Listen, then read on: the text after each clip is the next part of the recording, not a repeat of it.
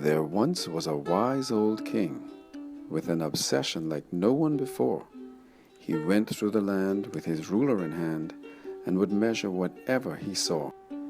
His ruler was different and special, for instead of the ruler we know, it was larger in height and was always a fight to hold it and be on the go. He called the big ruler the meter and would find things he wanted to measure, from the heights of his horses to the lengths of golf courses and the widths of his barrels of treasure. The king would shout out all the measures of everything measured that day. 2 meters, Sir Horse, but you know that, of course. I measured you just yesterday. Hello, Mr. Snake, said the king. You measured just 1 meter long. Why, thank you, dear king. What a wonderful thing. With your meter, you're just never wrong. So slowly he went on his own merry way, writing down all the lengths that he took, when he saw Mr. Toad on the side of the road heading off to go swim in the brook. Good day, said the king to the toad. May I measure you now with the meter? Of course, yes you may. Then I must go play with my friend, for I said I would meet her. So the king took the meter to measure Mr. Toad like he did with the rest. But the toad was so small and the meter too tall. Now the king was undoubtedly stressed. You're just far too small, said the king. Just how am I meant to measure you? Said the toad to the king. Measuring ain't my thing. You're the king. Just do what you have to.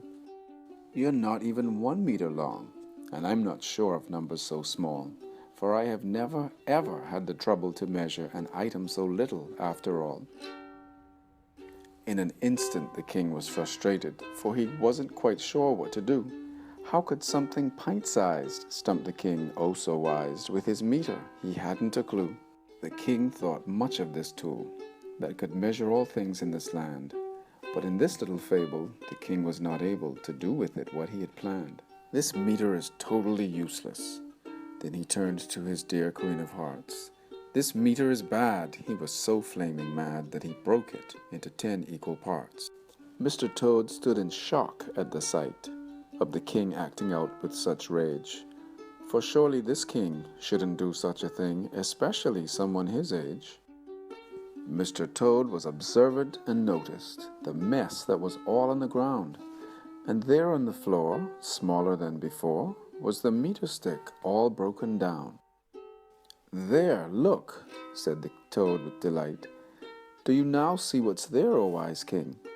Instead of a meter to measure all creatures, use the pieces to do the same thing.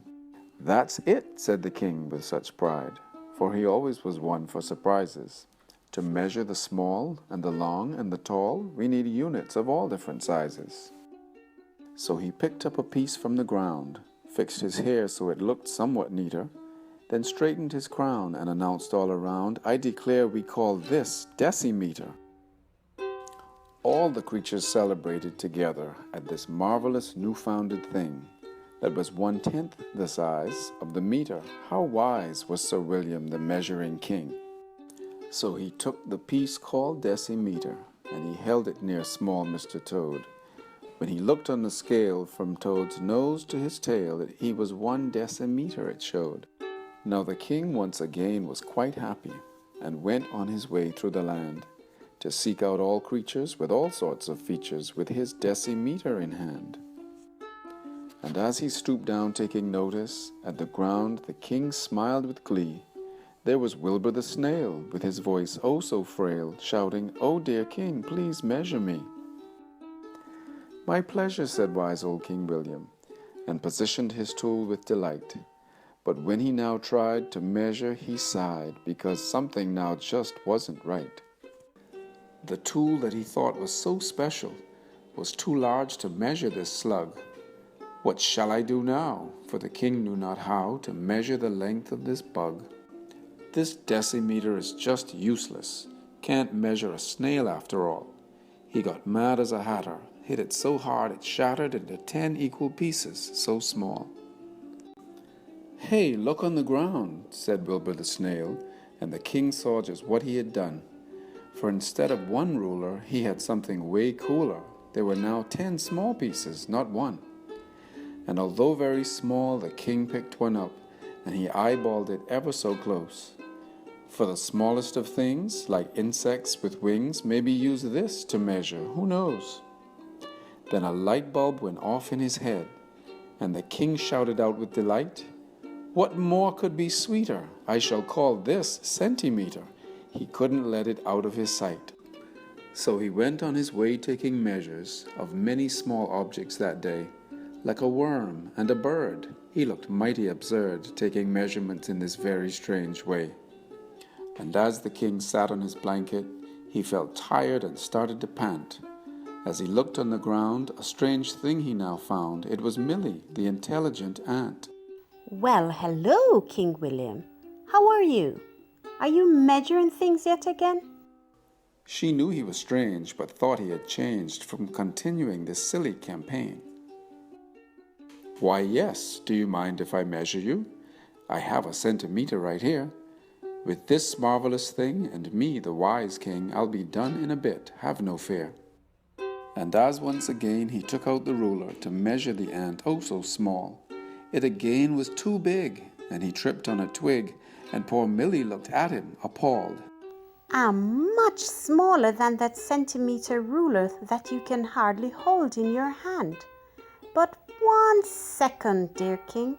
She did a unique thing. She summoned 9 friends on demand. So 10 little ants stood all side by side right on the small centimeter ruler. And the king realized, after all he was wise, that each ant was 1/10. How way cooler! "So 1 ant is 1/10 of this ruler I have." And he danced with a topple and teeter. And he said, "My dear Millie, this may sound quite silly, but you, dear, are 1 millimeter." And as the sun started to set in the west, the measuring king grew so weary. He thought of the day which prompted him to say, "I've created an awesome new theory.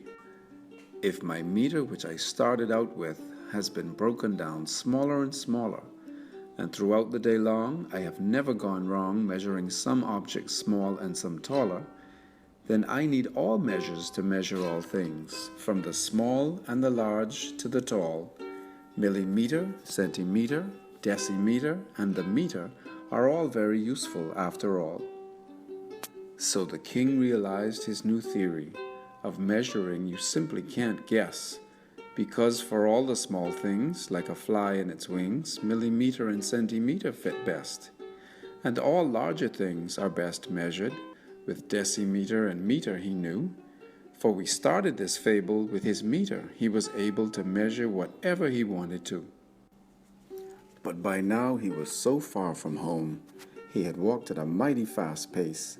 Then his mind started spinning, and the king thought while grinning, "How far is my home from this place?" So he took out his last spare meter. But this meter was just far too small. It would take him forever with this stick just to measure from here to the great castle wall. So he took out his old magic wand, and he waved it with all of his might. With a flick and a fling of the wand, said the king, "I need a long length, not a height." And in an instant there appeared there before him 1,000 such rulers in all. They were placed side by side, and the king beamed with pride, and he followed them, counting them all. Now as he approached the grand castle, he said 999. With one more step he saw, when he looked back in awe, on the ground was a very long line. "Aha, that's it. I'm a genius. I have discovered again something neater. This line I have found, 1,000 meters on the ground, is now hereby called Kilometer." And so in the land of King William, and all creatures both great and small, existed great treasures and those magical measures that we too use every day after all.